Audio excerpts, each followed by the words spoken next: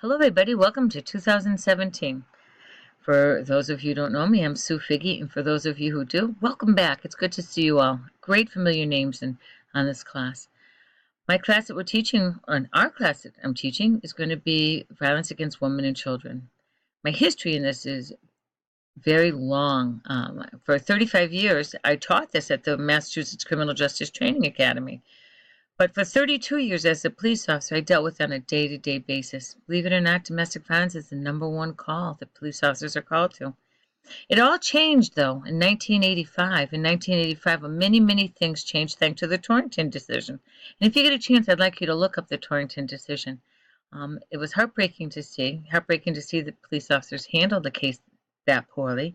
And that's why today we treat it differently, that we needed to have that case to get to where we are today. And it's an evolving case, and we'll be going over the Massachusetts laws on domestic violence. We'll be going over the history of domestic violence.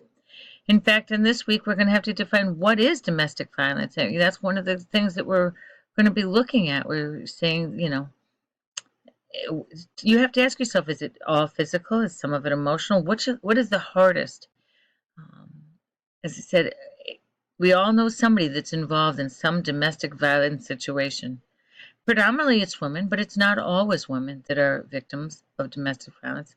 And I like to think a lot of the people that I dealt with, not as victims, but as survivors. Survivors who are doing wonderful things in their life, that have been able to move forward. And they've been able to move forward because of people like you and because of people like me who continually put our hand out and say, hey, what can we do to help?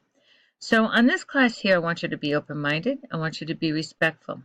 For those of you who've had me before, you know that many times I'll put in a reply, or I'll go in the discussion and I'll say something that is, I don't want to think offensive, but I will definitely take the opposite side. And the reason I'll take the opposite side is to go for food for thought.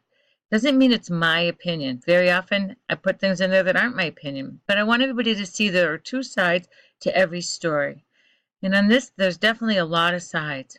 And sometimes it's very hard to know which one's the right side.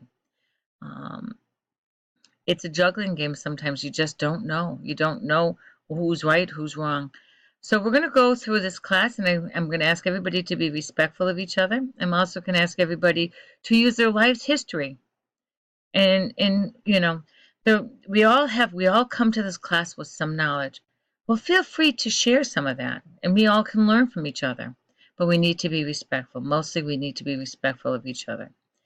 Um, if you have any questions during this class, you can always call me at 413-883-3537. I do best with texting because very often I forget to turn my phone ringer on, but I'll see the text and I'll look down and I'll answer it as soon as I can.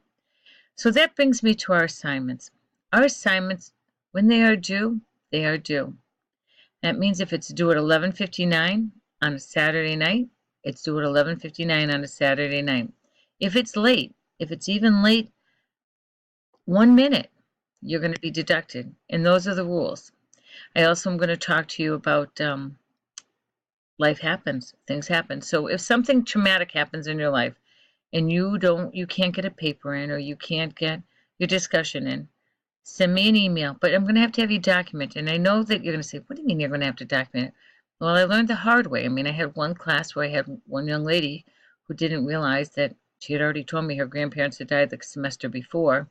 So it was like I continually was having, the reason she wasn't showing for classes is that her grandmother had died or his grandfather died. Well, 4 grandmothers and grandfathers later, I said, okay, you really need to show me something to prove that. So if you have something that is documented, I always believe things happen. Give me a call. You don't have to tell me, like if it's an illness, you don't have to tell me what the illness is. Just give me a doctor's note and we'll work it out. We will figure it out. There is no reason why we can't all work together on this. But I am a stickler on times. So that means if it's due, it's due. It's really important that you get your responses and your discussions in because we all feed off of those. And so we need those in on time.